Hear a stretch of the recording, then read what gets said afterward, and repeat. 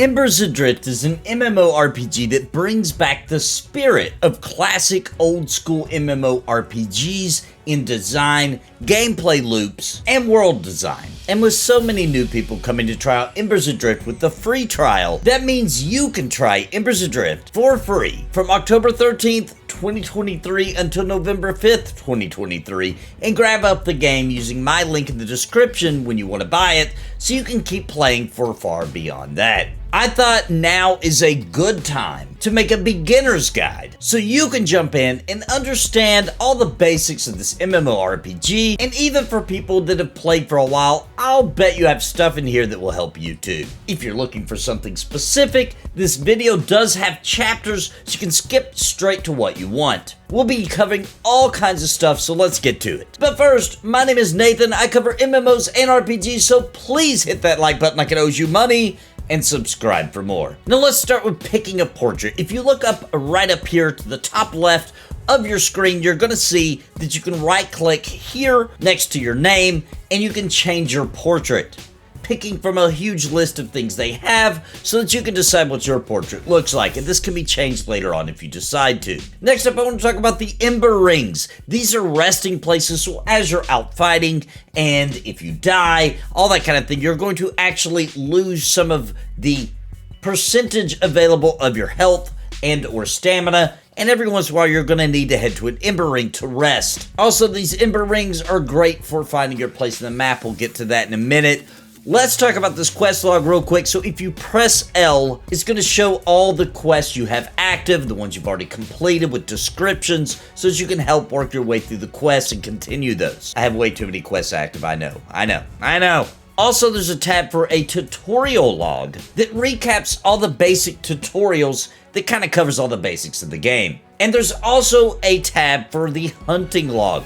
This is super important because as you're out killing different types of creatures, you're going to be building perks that you can get for those as you hit certain marks from killing them. So you'll be able to unlock new titles, and you'll even be able to unlock specs that you can decide which one you want particular to that mob, making that mob easier to resist, nasty things they might do to you, or to make you more likely to hit them, and all kinds of bonus perks you can get against that mob type. Next up, we have the map. So listen, when you're near an Ember Ring, it's going to show a blue ring on the map. You can open the map with the M key, and this does help you now when you don't know where you're at on the map unless you're near an Ember Ring. You have to use points of interest around you, and of course, don't forget that due north is where Blupiter is. So you can look in the sky, you can find Blupiter, that's north, and that will help you kind of navigate this world. And let's talk about the monoliths. You have to find these in each zone. There's a monolith, one monolith in every zone. Now, eventually in the game, you're going to get an Ember Stone,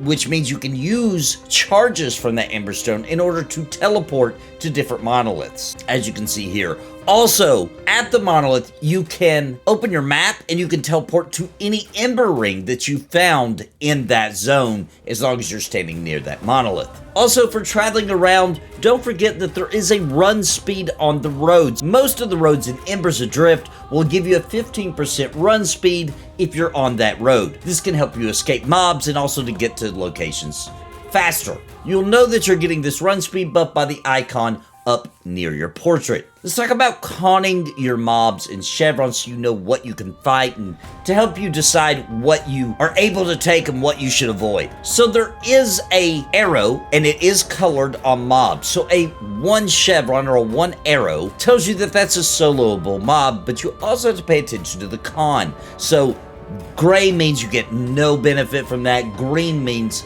it's quite a bit lower level than you. Blue means it's right below your level. White con means it's even to your level. Yellow means it's a little above. Orange is quite a bit above, and red is way above your level. Now, besides that, there can also be multiple arrows. So you've got 1 arrow mobs, great for solo.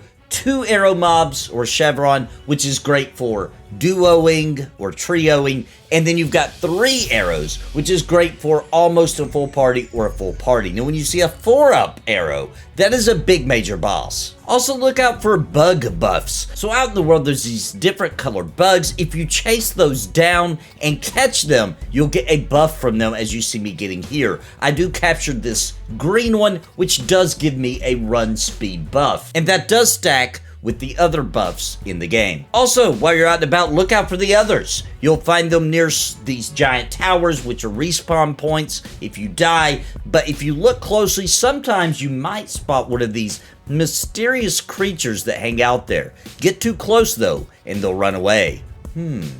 What could be going on here? Also, when you're attacking things, pay attention to your positional. It does show not only visually, depending on where you're at on that creature, but it also does show an icon telling you different weapons have different bonuses for being in different positions, like behind the mob, to the side of the mob, or in front of the mob. But it shows all that right here. Now I want to talk a little bit about the general group strategies for Embers Adrift. Basically, it goes something like this. Someone pulls back to the group. Just so you know, you can have an offensive and defensive target. So you can select a defensive target, such as your tank, and then all you have to do is press F to assist the tank. Generally, what you want to do if there's multiple mobs is kill the weakest mob first. It's always best to assist the tank, but the weakest mob usually dies first. So lower chevron, or lower con, or a combination. And also, don't hit the ones with the hands icon on them, or the Z over their head. Those are mezzed.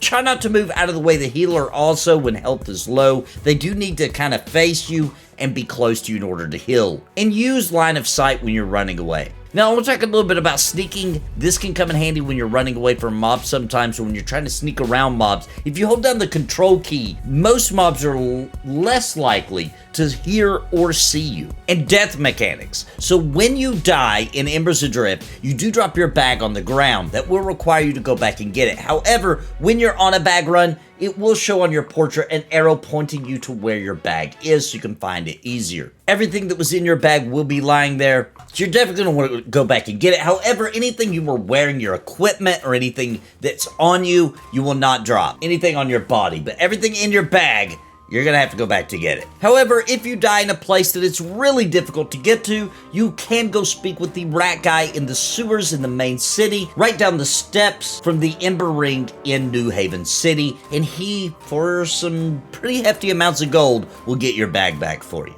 Now, each class has different reagents they use in order to make different attacks they have more powerful. These can be collected by killing mobs, and you can activate them by putting them out on your hotbar on the top right.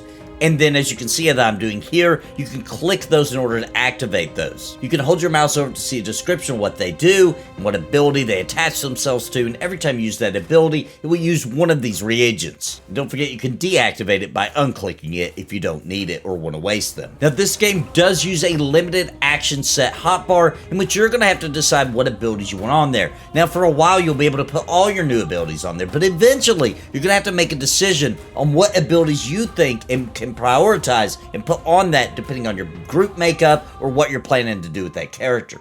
Now, as of October 31st, 2023, magic will be in the game. That's something you're going to unlock at level 20 through quests. At the time of making this video, the magic's not quite yet in the game, but it's coming on October 31st, 2023, so look forward to that. And that reminds me, you should probably be walking around talking to all the NPCs you see. Many of them could have a quest, so pay attention also to how you respond to NPCs, because many of the quests in Embers Adrift actually have multiple outcomes and different paths you can take. And for simple commands, the T key will take out your torch, so press T for torch. That's going to be great for really dark areas such as caverns, dungeons, nighttime in general. Also, pressing the C key will allow you to sit so you can rest faster, regen your health and mana quicker. Press the Z key in order to get out your weapon, or press again to sheath your weapon, which, by the way, when your weapon's out, you're going to walk slower, so you're going to have to get used to doing that. Also, you're going to press X to switch weapons. You should have 2 weapon slots, and X will switch between those 2. And let's talk a little bit about bank space. So you do have personal and an account-wide banking slots,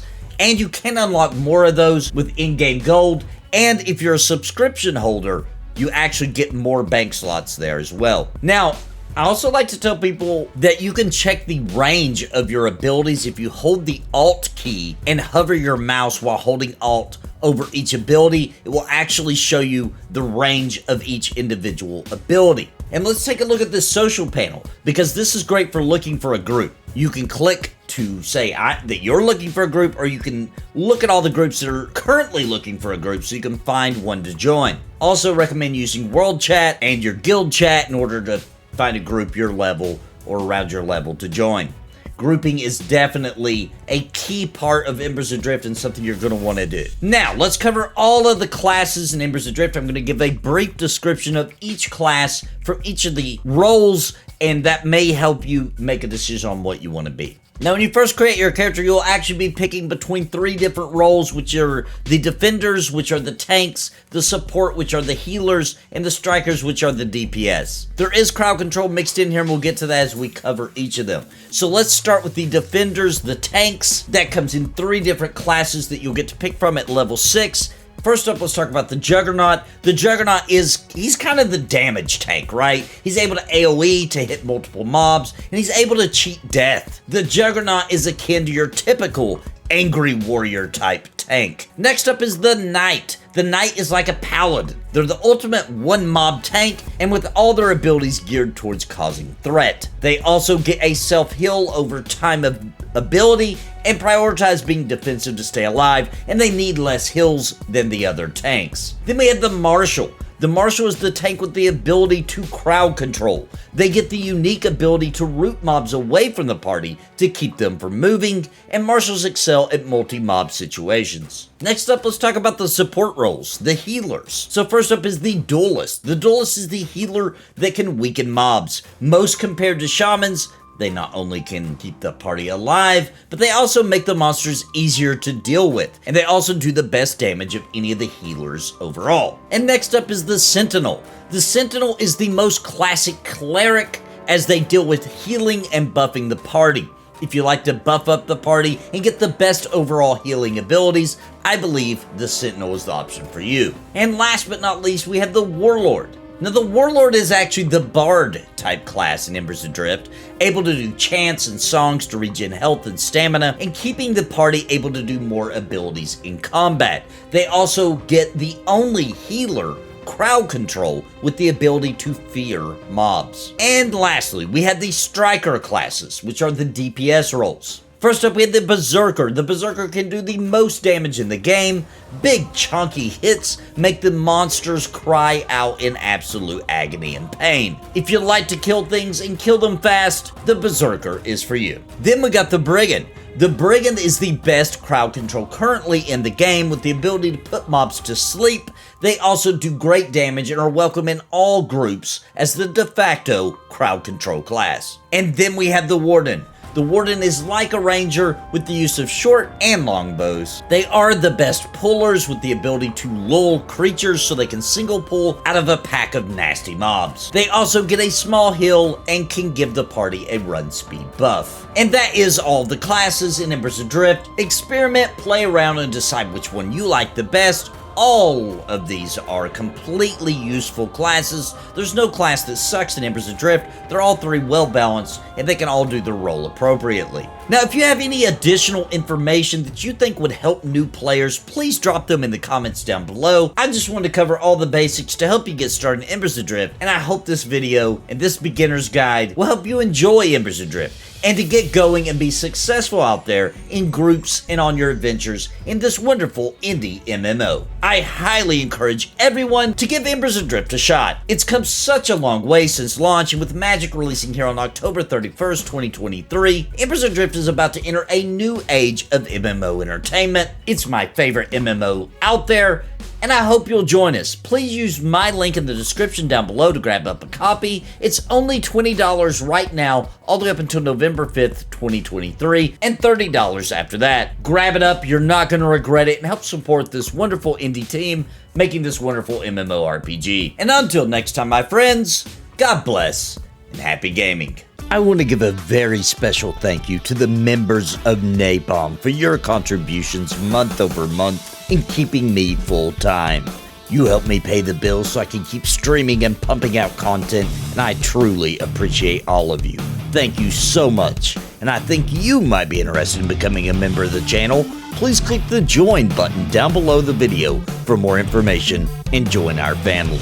And I want to give an extremely big shout out to the Lords of Napalm, Bounty Code, Jared Woodhouse, Dime Blows, Sparrow, Random Rob, Rodney Mom, Gallery Moonsong, What's the Takeaway, Bad Wolf Gaming, Cobalt, William Long, Ohalo, and Robert Deneka. Thank you for your highest tier membership.